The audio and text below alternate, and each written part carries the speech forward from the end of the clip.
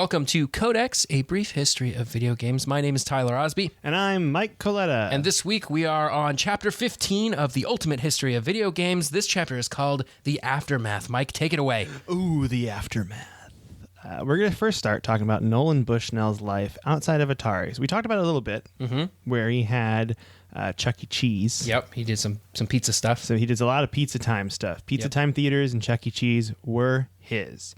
Now, I should also mention before we move on, it's a very businessy chapter, this episode. We're talking about business. Talking about business. A lot of companies. We're going to talk about Nolan Bushnell, but we're also going to talk about how other companies like Coleco and Mattel are faring after the fall. The crash. Yeah, the crash we talked about last episode. So he had become, essentially, Nolan Bushnell was now a high roller, is what they said in the book. Oh. Yeah, he's a rich guy. He owned 2 jets, and he... What do you need 2 jets for? I don't know. I was actually wondering about that. You can only fly on one at a time. Yeah, you can't, have, one on each foot, like a shark that you're riding. That'd be sweet. Maybe he did. He's just, jet skiing through the sky on 2 that would jets. Be. You know what? My guess is he did that. Yeah, okay. All right. He actually once loaned his Learjet to George Bush Sr. when he ran as vice president under Ronald Reagan. Oh, okay. So one to ride in and one for the president to ride in. Yeah, one to ride in and one to loan out to politicians. Yeah, okay, he actually was kind of sense. dabbling in politics, I think. They briefly mentioned that in the book, but they didn't really go into a lot of detail.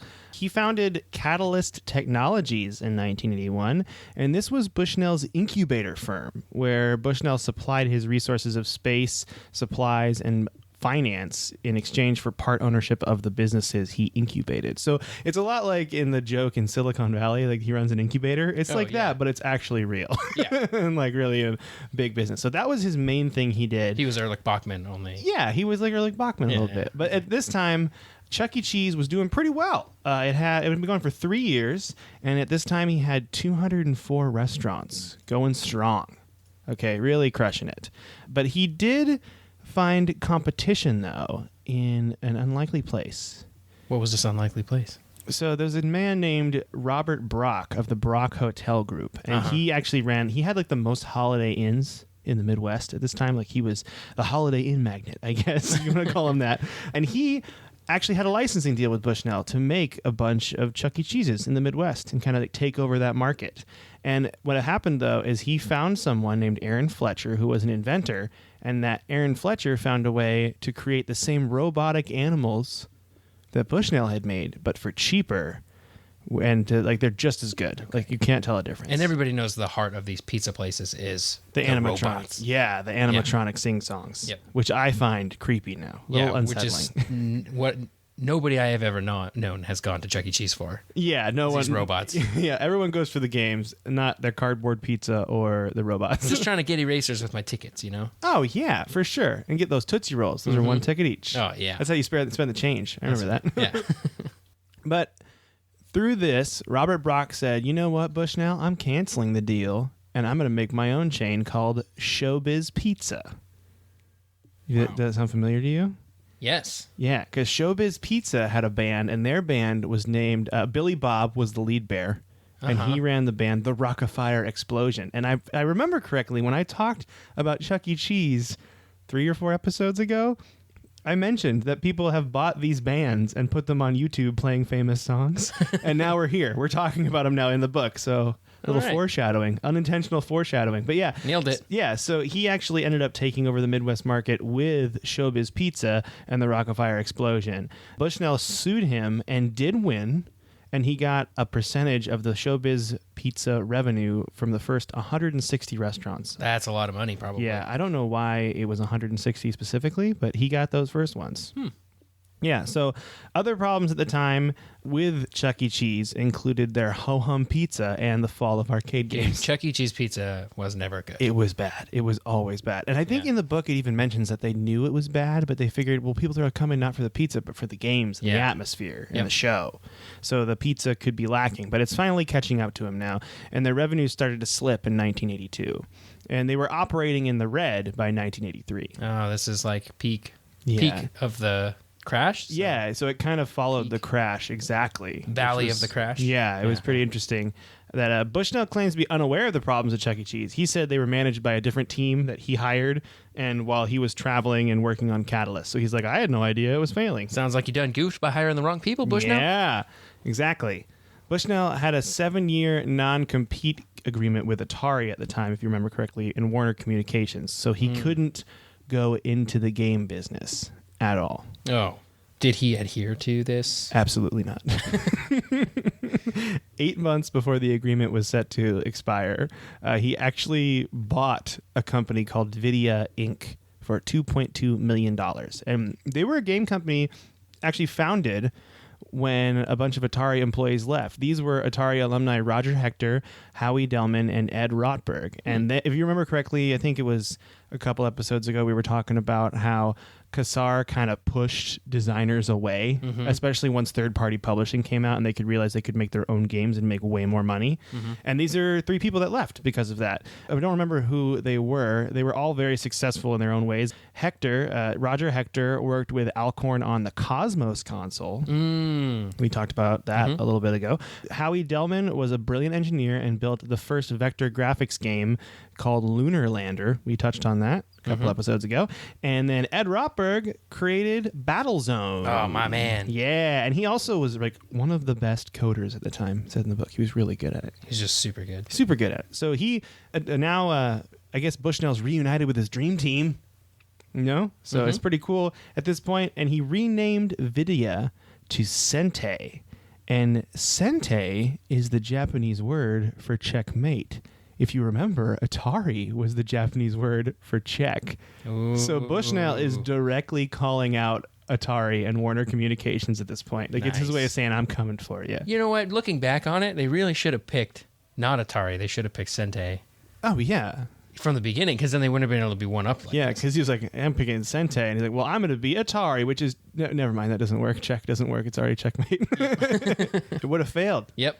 But yeah, so it's Sente now. And Bushnell bought Sente, though. This is very important, as a subsidiary of Pizza Time Theaters, because he hoped to distribute the very games he made at Sente to Chuck E. Cheese locations. Oh, that's clever. Because then you can get your games out there in your own locations, and then hopefully that's sort of some advertising for Yeah. It's actually an example of vertical marketing, which we will touch on later. All right. I did a little I learned a little bit about marketing and business this episode. All right. I feel pretty good about myself. Bushnell now decided to join a boat race, because if you're rich, if you didn't know, he's worth $200 million. You have to get into yachting. It's actually law. It's United States law. You have to become a yachtsman. That's right. You got to join the yacht club. You got to put on fancy jackets. Yep. And there is a requirement for how many jets you need to own. That's why he probably has 2 jets. 2 jets, 800 yachts. I don't know. That fact is not confirmed if Bushnell owned 800 yachts. But I do know he owned one, because he entered the Trans-Pac race, which was a race between California and Hawaii. And the race takes place in July. And Bushnell was like, I'm going to be the best at this. And he hired a very, very, very top experienced crew and built a well-designed yacht he named Charlie. Okay. Big thing about Charlie and that crew won his first race in 9 days. So the first time he went into the Trans-Pac race, he won it in 9 days. Dang. How far is the Trans-Pac race? From California to Hawaii. I don't know how long that is. It's several thousand miles. Several thousand miles. It's a lot. Pretty good. Yeah. I mean, boat time, 9 days. You're making pretty good. Like, you're moving. Yeah, that's really cruising. Because it's a yacht, too. It's not sailing. So you're definitely just motoring your way around. Probably listen to Sister Christian motoring, you know? Motoring. We can't sing too much of it. Nope. Because we'll have to pay for it, unfortunately. Don't get copyright.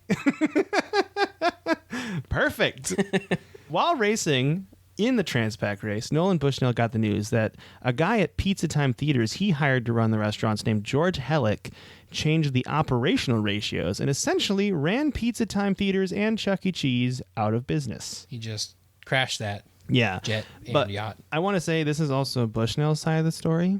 It's like what he said. He's like, George Hellick ruined everything for it. He completely blames him. If you notice, there's a long-standing pattern in this book where Nolan Bushnell never really held himself accountable to anything. It's always somebody else's fault. Exactly. It's always someone else's fault. So they filed for Chapter 11 bankruptcy, and Bushnell retired from the company of Chuck E. Cheese and Pizza Time Theaters later that year. It's important to note that Showbiz Pizza then acquired Chuck E. Cheese. The competition bought Chuck E. Cheese, and now they own both. And then Brock ran both of those companies until 1990, when then he dropped his own thing, Showbiz Pizza and the Rock-afire Explosion, and he made it all Chuck E. Cheese. And that's how a lot of those people got those machines to make YouTube videos. Oh, because they got rid of the... Yeah, the whole band, they just converted every Showbiz Pizza into Chuck E. Cheese. It's amazing that Chuck E. Cheese still exists today. Yeah, Chuck E. Cheese had a good brand, I think, going for it, even after they went under. I think their brand was just stronger, and so they just were like, well, they're all Chuck E. Cheese now, I guess. I mean, it's an adorable mouse. Although, a bear named Billy Bob, that's pretty great. Yeah, that's And if true. you look at the videos of the band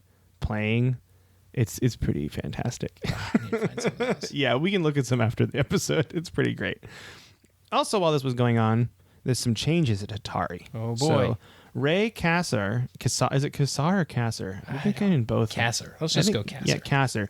He resigned as CEO from Atari in July of 1983. This is very close to the crash. Very close. And he got into some trouble that tainted investors when he sold 5,000 shares of Warner Communications stock right before an announcement that Atari's profits were lower than expected. That's right. We talked about this last week. Yeah. So even Steve Ross, the chairman of Warner Communications, took a lot of flack for Atari among investors. Rupert Murdoch, you know him? Oh, yeah. Big name. He Big. planned a hostile takeover of Warner Communications, and Ross is like freaking out. He's like, no, don't take it over. I love it, you know? So he turned to Herbert Siegel, who was a chairman of the Chris Craft Industries, and I think they make boats. Like, Chris Craft is a boat company. Chris Kraft will make you. Yeah. vote. Yeah. And Siegel bought 29% of Warner's voting stock and essentially kind of saved them. But now there was a lot of pressure on Stephen Ross to get Atari profitable. Oh, boy. So now he hired a 42-year-old young buck CEO named James Morgan. Hot shot. Yeah, he was a hot shot. Top Gun. I don't know. What other nicknames? Maverick. Iceman. Wait, Yeah, we're just Goose. Morgan made a big name for himself at Philip Morris selling cigarettes, because that's what you did back then. You just sold some cigarettes. That's what they still do. Yeah, exactly. Morgan took the deal because he admired a man named Lee Iacocca, who years earlier saved Chrysler from the brink of bankruptcy. And so he was like, you know what? This is my shot. I'm going to take Atari and I'm going to save it. And he actually says in the book, Phil, it says that he took the deal 48 hours after meeting with Stephen Ross. He's like, I'm going to do this. Here we go. He's like, I want to save this company. Yeah. He's like, I'm going to save it and we're going to make it better. Yes. But it's important to note that Morgan, much like Kassar, we just said it. I'm just going to change it every time I say it. He actually didn't know anything about technology. Nothing. Nothing at all. Nothing. He actually didn't see the point to it all. He's like, why would anyone want a computer in their home? He's like, I don't understand what the point of this is. And he even said, he asked around different members of Atari, and they're like, we don't know. He just didn't get it. So the first thing he did at Atari is he cut the domestic workforce from 9,800 employees to 3,500 employees. Ooh, that's a big cut. That's more than half. Yeah. He also moved all of their manufacturing from California to Hong Kong and Taiwan. Oh. So he is cutting.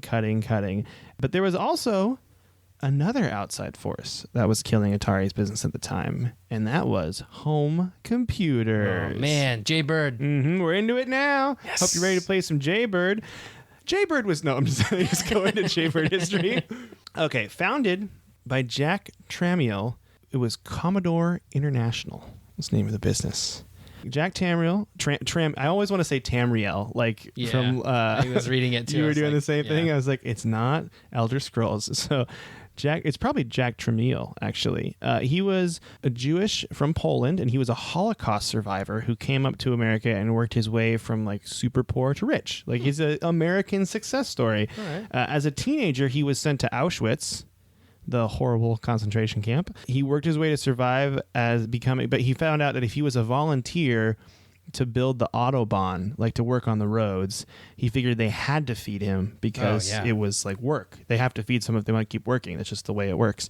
And he did that, and he survived 6 years in Auschwitz. Yeah, which is just amazing. Post-World War II, he moved to the United States and joined the Army. He was stationed in Fort Dix, New Jersey, and he learned to repair typewriters there. And then when he left the Army, he decided to start his own typewriter repair store in the Bronx. Okay. Yeah. So after that, he moved to Toronto in 1955, and that's when he founded Commodore International. He won a contract to assemble typewriters for a foreign firm, and in a few years, they were manufacturing their own typewriter machines. The book doesn't say why specifically they had to close the manufacturing area years after this, but they did, and they ended up going with a company called RoccoW to manufacture their products. So they would end up designing the typewriters, and then RoccoW would manufacture the typewriters. Okay. Tramiel then developed an ability to see trends. So he saw the calculators would replace electromechanical adding machines and the typewriter. So he set up a partnership with Casio in 1960, and then by 1969, Commodore had their own calculator manufacturing plant. Oh, so he was probably seeing, he's like, typewriter is going to be replaced by computers. He can see the future. Let's get in on this. That's right. Yeah. And he jumped on in. And his biggest move he ever made was when he purchased MOS Technologies for $800,000. Now, we've talked about MOS Technologies before. Yeah, because they make the 6502, right? Yep, the 6502 microprocessor that is used in the Apple II, the Atari 400, and the Atari 800 home computers. So Tramiel was known as a cutthroat East Coast style businessman, and he often paid debts intentionally late. At Commodore, he referred to his business philosophy as, quote, the religion, and he made many, many enemies in Silicon Valley. That's one thing about this guy is he is the definition of like a cutthroat businessman. Yeah. Like when you think of like an evil businessman, the way he works, this is probably, I feel like part of it's built on Jack Tramiel. So he didn't pay his debts. How did he get? So here's how it worked. Okay. All right. Al Alcorn described it in the book, and this is a direct quote from him. Commodore did its usual Jack Tramiel stunt, not paying the bill. If your guys are dumb enough to keep shipping Jack Tramiel and Commodore product, he lets them keep shipping, and then pretty soon Commodore owes them so much money that the business shipping the product runs out of cash flow, and they find themselves out of business. At that point, Commodore buys that business and like essentially forgives their own debt. That's a pretty big gamble on the side of Commodore. Like, what if they're just like, no, we're not going to give you any more until you pay us? Yeah, it's a big gamble, but then they'll just move on to the next person. Because I think Commodore, I guess they would have paid their debts big at that point, probably. Yeah, they were just so big at this point, I think. Yeah. So they were known as, Tramiel was also known as being a very angry boss. He did mass firings. He yelled at employees. He slammed his hands on his desk a lot. California Magazine once listed him as the third place on their Bosses from Hell list. Oh, so real nice guy. Yeah, real hard guy to work for. In the book, there's also a part they go into about Jack Tramiel and C. Powell Morgan, the president and primary stockholder of Atlantic Acceptance, doing some really shady business deals. It doesn't really relate to video games. I think it's just kind of an example of his character, another one of the many examples of his bad character. But involved the two of them essentially creating shell companies and transferring funds and then pocketing the interest to these fake companies. So, yeah. But stuff that's like technically legal, but like just because you can doesn't mean you should. Yeah, and I think it says that C. Powell Morgan guy passed away before they could actually investigate into this, and at that point Tramiel was gone, so they're just like, whatever, because it was in Canada and he's in the U.S. now. So one thing that Tramiel did say is, we need to build computers for the masses, not the classes. Nice. Yeah, good rhyme. That's a good quote. The book says he also bullied his engineers into finding cheaper ways to manufacture components. So how does that make it cheaper? Make it cheaper. I'm stuffing you in this locker. Okay. So he actually did something kind of like genius here, and we talked about this earlier. Vertical marketing is how Commodore was able to produce computers very cheap. In the definition of vertical marketing, by the way, in Wikipedia, is a vertical market is a market in which vendors offer goods and services specific to an industry, trade, profession, or other group of customers with specialized needs. What that translates to Commodore is they owned MOS Technologies that built the microprocessors for the computers, so they could purchase them at cost. Right. They weren't dealing with other vendors. They were dealing with themselves. So another example of this was when they wanted a printer, they bought a dot matrix company that made printers, so they could include the printers in the full package of a Commodore computer for way cheaper. It's a very expensive way to do business, but it's a very good way to make things cheaper for the customer. It's Apple operates like this a lot, although I don't know if they necessarily pass the savings on to the customer, but they do operate this way where they'll be like, that's a great app. We'll buy it and we'll include it in iOS in like 2 years. Or something like that. how they made Siri. They bought the company. Siri. The new iOS 12 has a thing called Shortcuts, which is basically exactly what an app called Workflow does, which they bought about a year ago. They have a habit of doing that, and also buying things like silicon manufacturers and stuff like that. So it allows them to pocket the profits on all that. Yeah. So Commodore, also big fans of doing this. And this technique was huge for them because when Commodore released their first computer, the PET computer, in 1977, it was the first home computer to retail for under $1,000. Oh, so they did this, and then they would make their computers cheaper so that they could like win in the market. Essentially, yeah. They're like, oh, our computers are just as good as the other people, but they're way cheaper, was how they would sell it. After a near-death experience they talk about in the book, which is kind of crazy, like he was in a plane and it caught on fire. Whoa. Yeah, Tramiel was in a plane flying, it caught on fire, and it stayed on fire the entire time until they landed because like nothing worked. It was like a coffee machine wire faulty thing that like lit half the plane on fire. They stood on the other half and then tried to land, but they couldn't find an emergency landing, so they ended up just going to their destination with half this plane on fire. Whoa. Yeah, it was pretty crazy. Everyone survived, but after that, Tramiel ended up saying that it was God telling him not to fly so high, is how he put it. Literally and metaphorically. Yeah. In 1981, Commodore then released the VIC-20 computer, and this computer was under $300, which is really cheap for that time.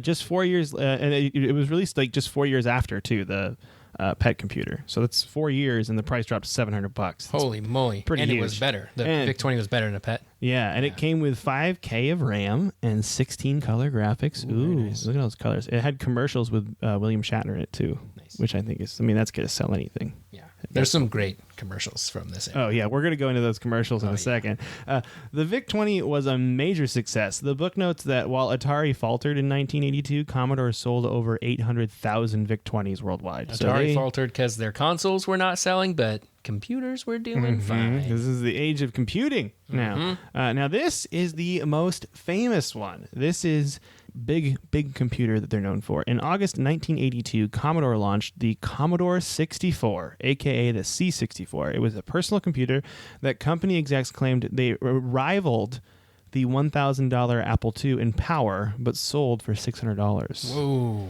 And by next January, Commodore was shipping 25,000 C64s a month, and this propelled Commodore into tremendous financial success, just like huge. So it actually says in the book that if you bought 100 shares of Commodore International stock in 1977 for $2, you would have $70,000 in 1983. Oh, man. What would it be at now? Nothing, because Commodore doesn't exist. Yeah. This is a turning point we talked about last week, though, definitely when home computers are starting to take over for video gaming. Oh, yeah. What other... we got some other consoles around this area, right? Oh, we do. We have Coleco. The Connecticut Leather Company? The Connecticut Leather Company. Oh, yeah. Also, actually, real quick, right now, I'm going to play a commercial for Commodore just so you kind of get that. So we'll be right back after this commercial break. Are you keeping up with the Commodore? 'Cause the Commodore is keeping up with you. In a world of fun and fantasy and ever-changing views and computer terminology, Commodore is news. Are you keeping up with the Commodore? 'Cause the Commodore is keeping up with you. Are you keeping up with the Commodore? 'Cause the Commodore is keeping up with you. And we're back. Did you like that? Did you like that commercial? I love that commercial. That commercial. Are you keeping up with the Commodore? Because the Commodore's keeping up with you. Oh, man. The best part of that, too, is you can't see it on the podcast, but they do this like head tip thing. Everybody does the same thing. It's really great. We should include it in the show notes. Yeah, I'll definitely post a video of it on the website for sure. So now we're going to talk about the Coleco. What does it stand for again? The Connecticut Leather Company. Thank you, Tyler. Arnold Greenberg began to be nervous about the crash, and in 1982, the company branched in two directions.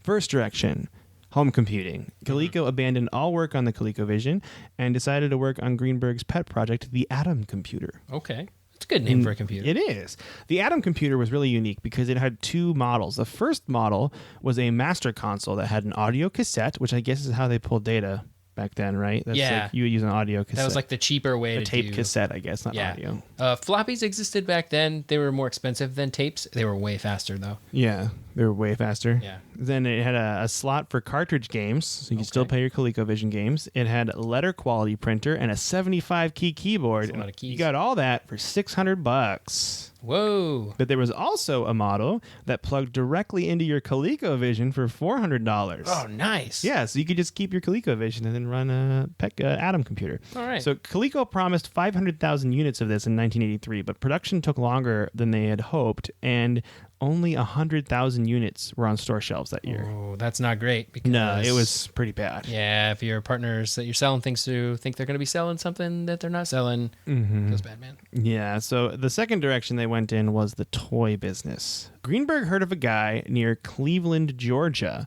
who had a small toy business called Appalachian Artworks. His name was Xavier Roberts. He was a 28-year-old college dropout whose hand-sculpted dolls became so popular, he started his own business. The dolls were actually adopted, not purchased, and they had adoption certificates with them and stuff, and they were sometimes delivered by people dressed as doctors and nurses on a bed of cabbage. A bed of cabbage, you say? Interesting. Kid. From a bed of cabbage? Yeah, I wonder what that means. But Greenberg loved the idea and wanted to mass market them, so he licensed them and changed the name to Cabbage Patch Kids. Oh, I knew that sounded familiar. Yeah. They made $2.5 million in 1983. Whoa. And thanks to some amazing marketing by Al Kahn, the senior VP of marketing at Coleco, they had a huge hit on their hands. Like, essentially, the Cabbage Patch Kids sold out as quickly as Coleco could make them. It was the Tickle Me Elmo of its day. Exactly. This is actually what's kind of started that whole thing of like people rioting in toy stores or people buying all the dolls for the MSRP of $25 and then flipping them for $100. Dang. Yeah, this is all started with the Cabbage Patch Kid. Not even these dolls though could save Coleco. Not even they could sell them for so much. What happened? I don't know. The Atom computer had more than half of the computers they shipped in 1983 returned as defective. They didn't spend a proper amount of time debugging, and the Atom, by that time they fixed it, was way too late. So Coleco tried to save itself. Like, this took a big hit on them, by the way. Even with Cabbage Patch Kids, I think this whole Atom computer debacle put them under. Yeah. That's a bummer. They tried to purchase Trivial Pursuit in 1986 as a way to save them, and they purchased it, but again, they kind of missed the fad. So they ended up filing for bankruptcy in 1988. Atari kind of did that too before they went down. They were just like trying to buy up all these different licenses and stuff. Like, that doesn't seem like it's a very successful tactic when you're going under. There's a couple of things I looked at too, like the whole idea of austerity for saving a business, which is what the guy we mentioned before did at Atari, the new Morgan, the new CEO, like just cutting and cutting and cutting and cutting and getting rid of people or employees and moving stuff to different. It's just, I don't know how. Has it ever really worked? I don't know. Like, yeah, I'm sure I'm there not are a business person. I'm sure there are examples of it working somewhere where it's like, oh, we cut everything and then we were able to establish a baseline and rebuild from there, I guess. But, yeah. So now we're going to talk about Mattel. Okay. They made the Intellivision. That's correct. The Mattel Intellivision. The Mattel Intellivision. It's fun to say really fast. Yeah. The book says it's hard to find out exactly what happened to Mattel, but they kept having to drop the hardware price to sell Intellivisions. Like, I think it went from like 50 to 40 to 30 to 20. Like, they were trying to get rid of these things. And then in October of 1983, Mattel had a $201 million deficit. And they laid off 600 employees. And this is Mattel Electronics, not Mattel, the toy company we're talking about here. Right. Mattel Electronics. Mattel Electronics Senior Vice President of Marketing and Sales, Terrence Valesky, thought that since 3 million people already owned the Intellivision, that it actually was doing pretty well. Like, it was a good product. So he said, you know what? I'll take the Intellivision and make my own company called Intellivision Inc., eventually would become INTV, and sell them through there and try to rebuild this brand. But at that point, the video game market, as we mentioned it before, had already crashed, and that failed. And Intellivision was never seen again in the industry. And I'm pretty sure Mattel Electronics was like not gone, but restructured into Mattel. So yeah, because Mattel still exists. So yeah, I mean, they're still a toy company. So it just, that was the death of the Intellivision, though. R.I.P. Intellivision. Yeah, it was a big time bummer. But the last thing we want to talk about today is Nolan Bushnell's Freedom Day party. Oh, because he had signed a non-compete for 7 years. What do you do when your waiting period's up? Now we're going to have a big old party to celebrate the end of the do not compete agreement. Warner was already suing him, by the way, because they found out about Sente at this point. So he was being sued, but he's like, I'm going to hold this giant party anyway. And his party had exotic animals like lions and tigers and giraffes from Marine World's Africa, USA. And he filled a warehouse with fake volcanoes and rivers. And he popped out of a box at 10:08 to symbolize his freedom and announce like his next big concept. Wow. And that concept... Oh, I'm so excited for this. Arcade machines. Oh, I'm already on board. With changeable cartridges. Okay.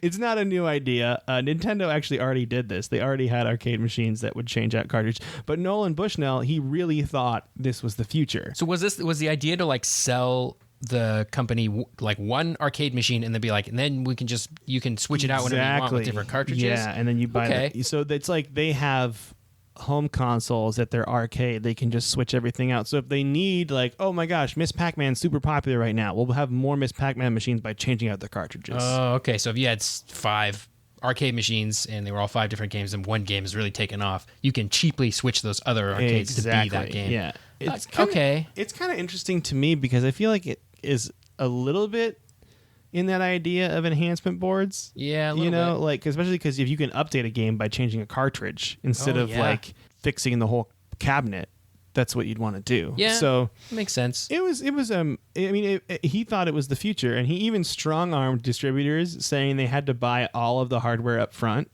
if they wanted to get in on this, and a lot of them actually agreed to it because he was Nolan Bushnell and he was like the father of arcade games. So like this guy knows. He knows what's up. Yeah. But unfortunately, Sente, as I said before, was a part of Pizza Time Theaters. It was a subsidiary of that. And when that went under, Sente was tainted in the market. Not able to... Yeah, he wasn't able to save it. Bally ended up buying that company in 1984, but the hardware for Nolan Bushnell's interchangeable cartridge arcade machines was way too expensive. He didn't get it figured out, and Bally shut it down shortly afterward. Oh, bummer.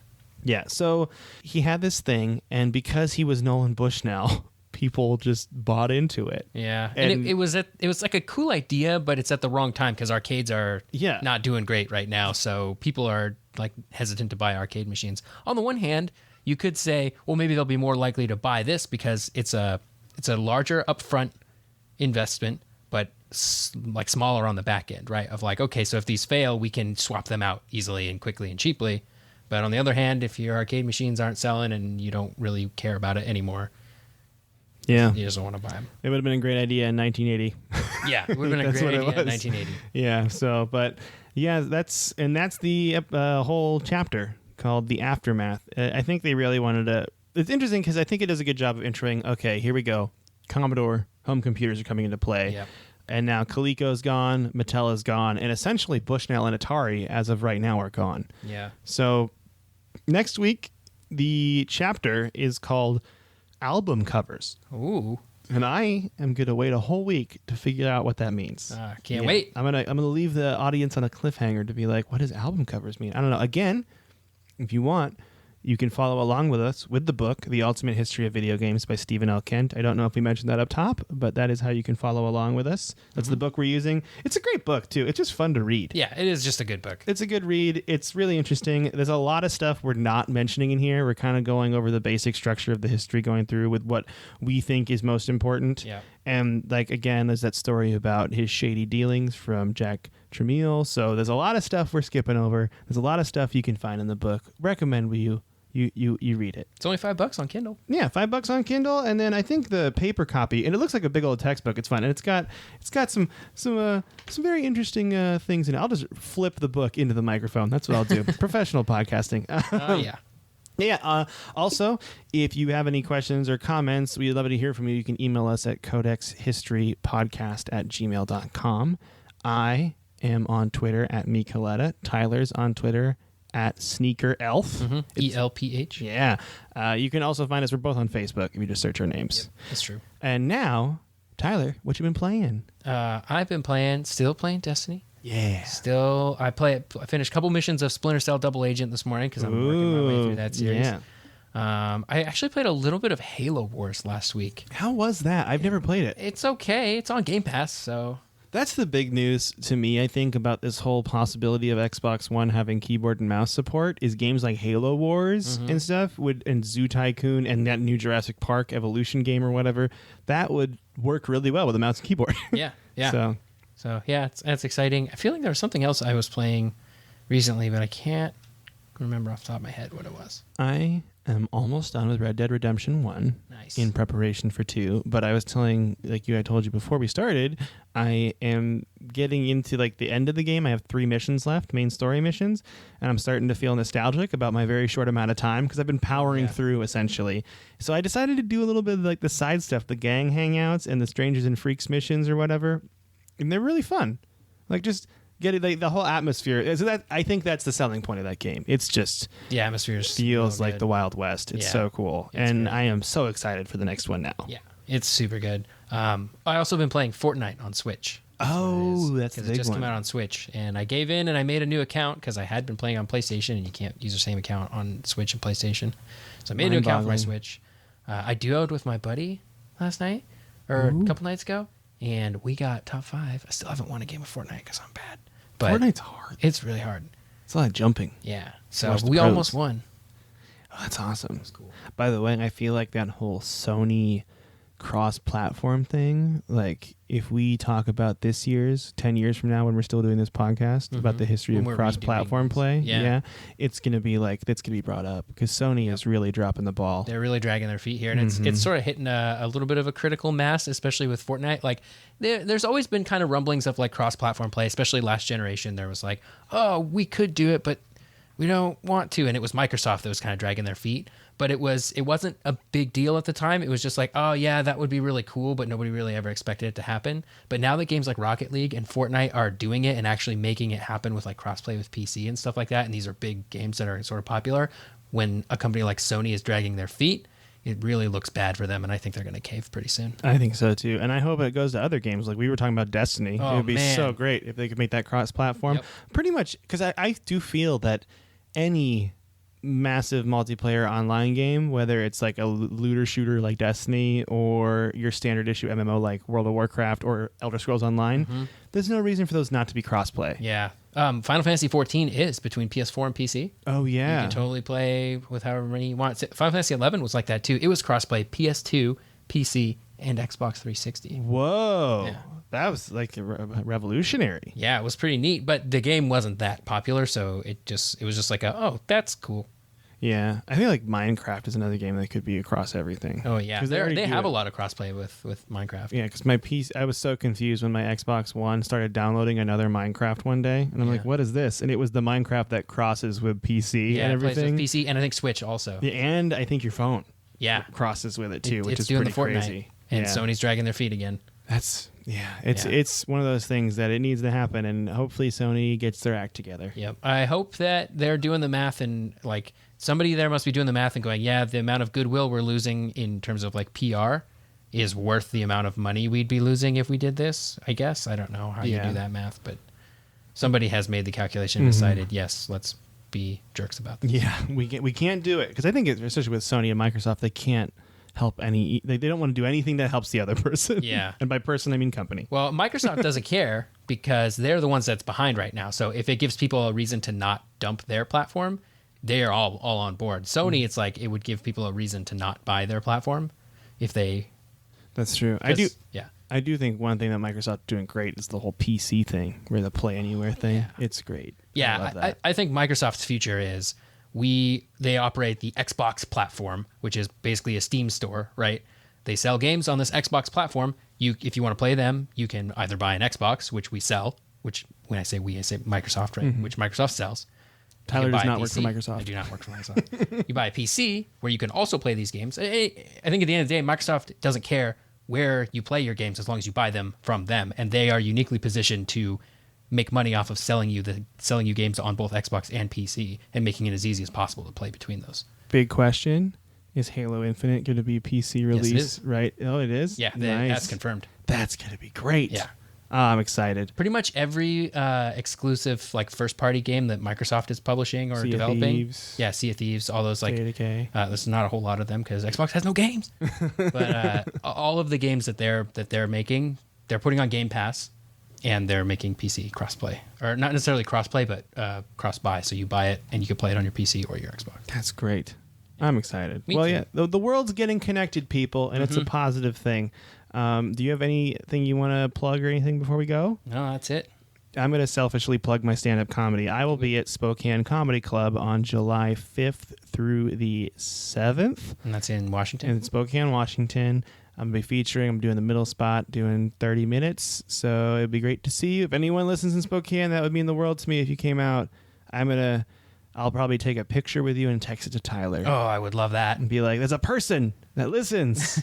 And it'll be exciting. Yeah.